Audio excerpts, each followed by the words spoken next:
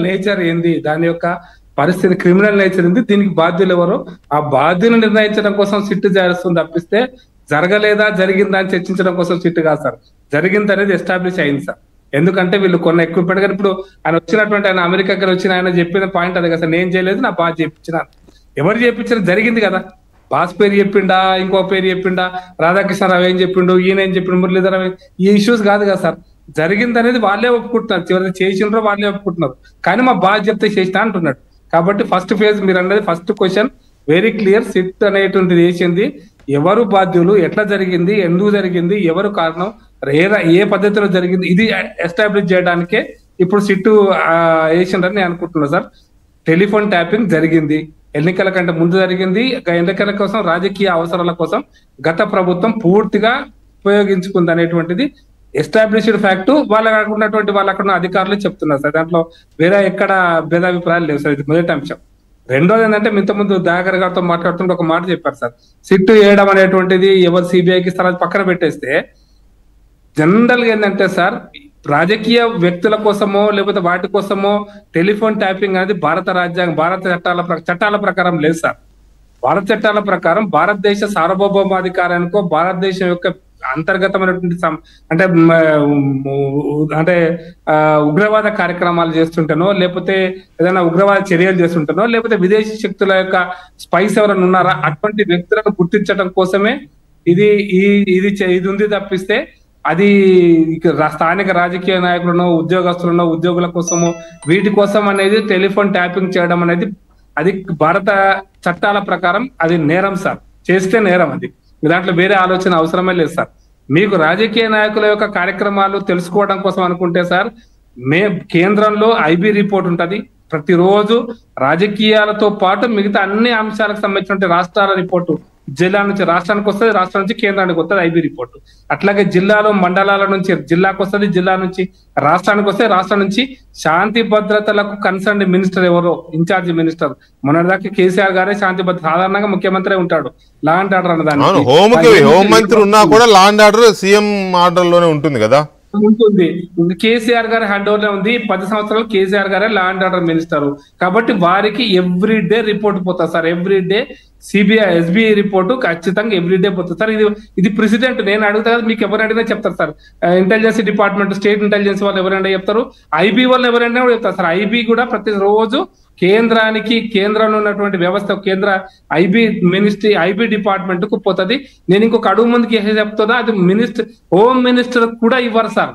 Home minister కూడా ఇవ్వరు, ఇక్కడ కూడా ఇవ్వరు, అక్కడ కూడా ఇవ్వరు sir. Direct home secretary and CM direct IB chief and prime minister. అక్కడైతే intelligence, state intelligence chief plus ముఖ్యమంత్రి సార్. కింద మధ్యలో వేరే అవసరాన్ని బట్టి అక్కడ మినిస్టర్, అక్కడ కేంద్రంలో మంత్రిగా ప్రధానమంత్రి కావచ్చు, రాష్ట్రంలో ముఖ్యమంత్రి కావచ్చు, కన్సర్న్ హోమ్ సెక్రటరీకో, కన్సర్న్ హోమ్ మినిస్టర్ కో, లేదా డీజీకో వాళ్ళకి కమ్యూనికేట్ చేస్తారు.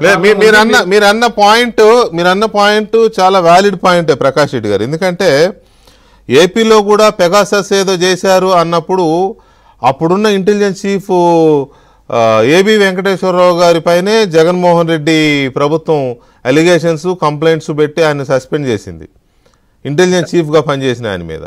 అంతే తప్ప ఎక్కడ డీజీపీ ప్రస్తావన కూడా లేదు. ఆ తర్వాత పిఎస్ఆర్ ఆంజనేయుల్ని ఇంటెలిజెన్స్ చీఫ్ గా పెట్టుకుంటే ఫోన్లు ట్యాప్ చేశాడని పిఎస్ఆర్ ఆంజనేయులే చేయించారనే ఆరోపణలు వచ్చాయి తప్ప డీజీపీల పేర్లు లేవు. ఇప్పుడు ఇక్కడ కూడా మీరు అన్న పాయింట్ ప్రకారం ఇంటెలిజెన్స్ చీఫ్ డైరెక్ట్ సీఎం లేకపోతే ఇంకెవరో పెద్దలు, పొలిటికల్ పెద్దలు, అంతే తప్ప డీజీపీలో కూడా తెలిసే అవకాశం లేదేమో. దాంట్లో ఉన్నటువంటి కంటెంట్ యొక్క అవసరం, తీవ్రవాదం యాక్టివిటీ ఉందా, మత కార్యక్రమాలు జరుగుతున్నాయా, లేకపోతే 2 వర్గాల మధ్య పోరాటం, ఎక్కడైనా any law and order issue వచ్చినప్పుడు ముఖ్యమంత్రి గారి దగ్గరికి పోతే ముఖ్యమంత్రి గారు డీజీని పిలిచో, హోమ్ మినిస్టర్ని పిలిచో, హోమ్ సెక్రటరీని పిలిచో కన్సర్న్ నిర్ణయాలు తీసుకొని చర్యలు తీసుకుంటారు సార్. దేశంలో కూడా ప్రధానమంత్రి గారు హోమ్ మినిస్టర్కి చెప్పడమా, లేకపోతే సెంట్రల్ హోమ్ అఫైర్స్ కి కన్సర్న్ సెక్రటరీకి కమ్యూనికేట్ చేయడం, ఇది చేస్తారు తప్పిస్తే ఇది డైరెక్ట్ గా లా అండ్ ఆర్డర్ అంటే ఇంటెలిజెన్స్ టు ముఖ్యమంత్రి, ఐబీ టు ప్రధానమంత్రి సార్. అయితే మీరు చెప్పిన దాని ప్రకారం చూస్తే అది కరెక్ట్. అది కానీ ఇప్పుడు ఇంతకుముందు శ్రీధర్ రెడ్డి గారు మాట్లాడినప్పుడు ఏమంటారంటే అధికారులు వాళ్ళకున్న దీని ప్రకారం వాళ్ళు చేసుకుంటూ వెళ్ళిపోతారు, సీఎం కూడా చెప్పాల్సిన అవసరం లేదు. ఒక్క మాట ప్రకాష్ రెడ్డి గారు, ఒక్క మాట అని ఏమవుతుందంటే మనం keen గా గమనిస్తే ఈ ఫార్ములా కేసులో ఎలాగైతే సరే ఫస్ట్లో అవును నేను మంత్రిగా నేను చేశాను నేనే ఇచ్చిన పైసలు అని చెప్పి కేటీఆర్ అన్నప్పటికీ తర్వాత దాన్ని అధికారుల నిర్ణయంగా అటు నెట్టేసే ప్రయత్నం జరుగుతోంది. ఇప్పుడు ఇక్కడ కూడా ఫోన్ ట్యాపింగ్ లో ప్రభుత్వ పెద్దలకు అంటే రాజకీయ పెద్దలకు ఎవరికి సంబంధం లేదు, అధికారులే చేశారు అని అధికారులనే ఫిక్స్ చేసే అవకాశం కనబడుతోంది. దీన్ని ఎలా చూడవచ్చు మనం? దీని సార్ సెంట్రల్ గవర్నమెంట్ నుంచి మా బీజేపీ ప్రభుత్వం కంటే ముందు కూడా సార్ హోమ్ సెక్రటరీ నుంచి వీళ్ళు పర్మిషన్ తీసుకుంటారు సార్. తెలంగాణలో తీవ్రవాద కార్యక్రమాలు ఉన్నాయి, లేకపోతే ఐఎస్ఐ కార్యక్రమాలు ఉన్నాయి, లేకపోతే పలానా అల్ఖైదా కార్యక్రమాలు ఉన్నాయి, ఏదైనా వాళ్ళ లా అండ్ ఆర్డర్ పరిస్థితి ఏదైనా పర్మిషన్ తీసుకుంటారు సార్. వాళ్ళ మీద నిఘా పెట్టాలనుకుంటున్నారు, మాకు పర్మిషన్ ఇవ్వండి అని చెప్పి తీసుకొని అది డీజీ ఎంతవరకు రోల్ అంటే grant the permission to intelligence department అంతే.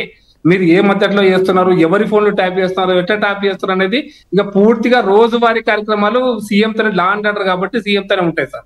కాబట్టి మీరు ఫార్మల్ పర్మిషన్ అనేది హోమ్ సెక్రటరీ నుంచి సెంట్రల్ గవర్నమెంట్ ఇస్తుంది. ఎందుకంటే అంతర్గతమైన భద్రత కానీ అంతర్జాతీయ భద్రత అంటే మన విదేశీ శక్తులను ఈ రెండింటి తీవ్రవాద కార్యక్రమాలను వీటి కోసం ఉపయోగించాలి తప్ప రాజకీయ వ్యవస్థకు సార్ రోజు ఐబీ డిపార్ట్మెంట్ పంపిస్తారు సార్ ఇక్కడ నుంచి ఏం జరుగుతుంది అనేది. ఇంటెలిజెన్స్ బ్యూరో స్టేట్ ఇంటెలిజెన్స్ వాళ్ళు బీజేపీ ఆఫీసులు మా ఆఫీస్ లో ప్రెస్ కాన్ఫరెన్స్ లో వచ్చి కూర్చుంటారు సార్. ప్రెస్ కాన్ఫరెన్స్ లో వచ్చి యాజ్ ఏ ఇంటెలిజెన్స్ డిపార్ట్మెంట్ వాళ్ళు రోజు కూర్చుంటారు. నేను చెప్తుంటాను నువ్వు ఇంటెలిజెన్స్ అయినా మాకు తెలుసు అని. నేను ఇంకొక లైవ్ ఎగ్జాంపుల్ చెప్తాను. నేను యూనివర్సిటీలో ఉన్నప్పుడు ఒక ఎగ్జాంపుల్ చెప్తాను సార్. ఒక intelligence department sub inspector Osmania యూనివర్సిటీలో ఎంఏ అడ్మిషన్ తీసుకున్నాడు సార్. ఎందుకంటే బయటపడకూడదు అని చెప్పి. నేను ఇంటెలిజెన్స్ స్పెషల్ బ్రాంచ్ అవన్నీ ఇంటెలిజెన్స్ వాళ్ళు చేస్తా ఉంటారు. ఏదో ఒక రూపంలో వాళ్ళ సమాచారాన్ని తీసుకెళ్లి వాళ్ళ బాస్ కి ఇస్తారు. వాళ్ళ బాస్ ఏమో ప్రభుత్వాధినేతకు చీఫ్ మినిస్టర్ కి డైరెక్ట్ రిపోర్ట్ చేస్తారు ఇంటెలిజెన్స్ చీఫ్. ఎందుకు చెప్తానంటే సార్ అయితే నేను నాకైనా మా బంధుత్వంగా పరిచయం అయింది కాబట్టి ఒక పెళ్లిలో కూడా కలిస్తే నువ్వు ఉస్మానియా స్టూడెంట్ అంటే అప్పుడు బయటపడ్డాడు. ఆయన కాదు, ఆయన ex service men intelligence department లో పనిచేస్తున్నాను. ఎందుకు చెప్తున్నానంటే మమ్మల్ని అడిగేవాళ్ళు సార్, మమ్మల్ని అడిగేవాళ్ళు జరుగుతుంది అది. అయితే నేను అనేది ఏంటంటే ఎవరు వస్తున్నారా మాకు ఇంటెలిజెన్స్ సమాధానం ఇచ్చేవాళ్ళు సార్. మీరు జాగ్రత్తగా ఉండండి, దళాలు తిరుగుతున్నాయని.